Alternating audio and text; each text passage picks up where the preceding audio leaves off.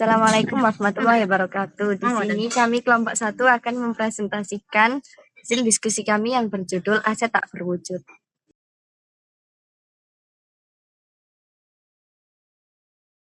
Perkenalkan, nama saya Zafaralia dengan NPM akhir 379. Di sini saya akan menjelaskan tentang pengertian dari aset tak berwujud. Aset tak berwujud adalah aset non-moneter yang tidak memiliki bentuk fisik, tetapi mampu memberikan manfaat ekonomi di masa depan bagi perusahaan. Aset ini semakin penting karena banyak perusahaan modern memperoleh nilai besar dari inovasi, merek, dan teknologi dibandingkan aset fisik. Contohnya, paten, hak cipta, merek dagang, franchise, dan goodwill. Perkenalkan, nama saya Claudia Eta Sugianto dengan NPM 367. Di sini saya akan menjelaskan karakteristik aset tak berwujud. Terdapat 3 karakteristik utama. Yang pertama dapat diidentifikasi, yaitu dapat dijual, dipindahkan, atau berasal dari hak hukum. Lalu yang kedua ada tidak memiliki bentuk fisik, yaitu nilainya berasal dari hak atau manfaat ekonomi. Lalu yang ketiga bukan aset moneter, yaitu berbeda dengan kas atau piutang. Karena manfaatnya jangka panjang, aset ini biasanya dicatat sebagai aset tidak lancar. Selanjutnya, ada perolehan aset tak berwujud. Jika aset dibeli dari pihak lain, perusahaan mencatat sebesar biaya perolehan, seperti harga beli, biaya hukum, serta biaya registrasi. Jika aset dikembangkan sendiri, perlakuannya berbeda, tergantung tahapannya. Tahapannya juga dibagi menjadi 2, yaitu tahapan penelitian atau dibebankan langsung. Yang kedua ada tahap pengembangan, yaitu dapat dikapitalisasi jika memenuhi syarat tertentu. Baik, di sini saya akan melanjutkan presentasi sebelumnya. Perkenalkan, saya Octavia Fitriani dan BM akhir 376. Amortisasi adalah proses pengalokasian biaya aset tidak berwujud selama masa manfaatnya. Dibagi menjadi 2. Yang pertama yaitu ada aset dengan umur terbatas. Diamortisasi secara sistematis. Contohnya seperti paten, hak cipta, dan lisensi. Lalu yang kedua ada aset dengan umur tidak terbatas, tidak diamortisasi tetapi diuji penurunan nilai setiap tahun. Contohnya seperti merek dagang tertentu dan goodwill. Oke, perkenalkan, nama saya Fajar Narendra Praditya dengan NPM akhir 110. Di sini saya akan menjelaskan mengenai jenis-jenis aset tak berwujud. Nah, seperti yang dijelaskan oleh teman saya di awal tadi, aset tak berwujud adalah suatu aset yang tidak memiliki bentuk fisik, tetapi dia memiliki nilai ekonomi jangka pendek maupun jangka panjang yang dapat memberikan manfaat bagi perusahaan di waktu masa depan. Nah, terdapat beberapa jenis aset tak berwujud. Yang pertama adalah marketing relate. Contohnya seperti merek dagang dan domain internet. Aset ini membantu suatu perusahaan membangun identitas dan dikenal oleh konsumen. Nah, selanjutnya ada customer relate, yakni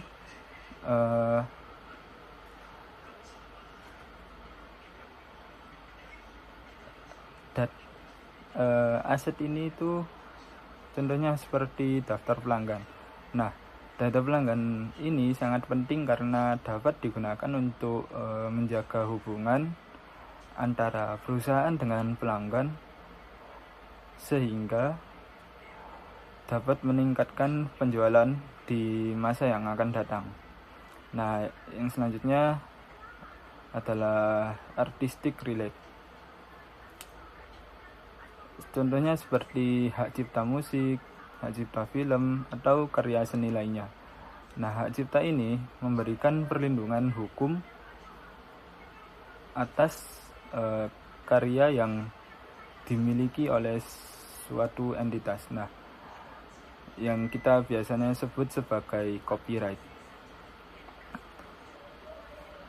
Selanjutnya, yang keempat adalah kontrak relate.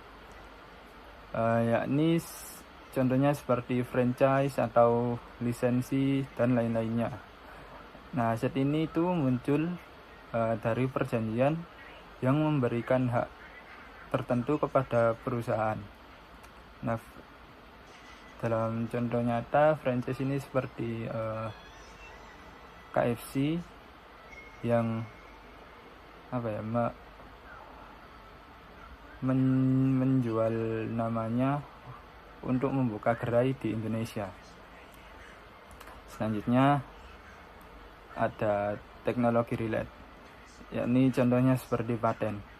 Nah, paten ini dapat melindungi penemuan atau inovasi kita agar tidak digunakan oleh pihak lain tanpa izin. Dan yang terakhir adalah goodwill, yaitu nilai lebih yang dimiliki oleh sebuah perusahaan seperti reputasi, loyalitas, maupun kualitas suatu manajemen perusahaan. Nah, goodwill ini biasanya muncul ketika perusahaan mengakuisisi perusahaan lain dengan harga yang lebih tinggi dari nilai aset bersihnya. Jadi secara keseluruhan, aset tak berwujud ini sangat penting bagi perusahaan karena dapat membantu perusahaan menciptakan keunggulan kompetitif dan meningkatkan nilai perusahaan di mata eksternal.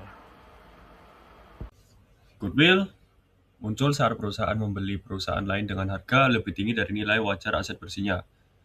Rumusnya yaitu goodwill sama dengan harga beli dikurangi nilai wajar aset bersih. Jadi goodwill itu mencerminkan reputasi perusahaan, loyalitas pelanggan, dan potensi keuntungan di masa depan. Keuntungan internal tidak boleh diakui dalam laporan keuangan. Selanjutnya yaitu penurunan nilai atau impairment.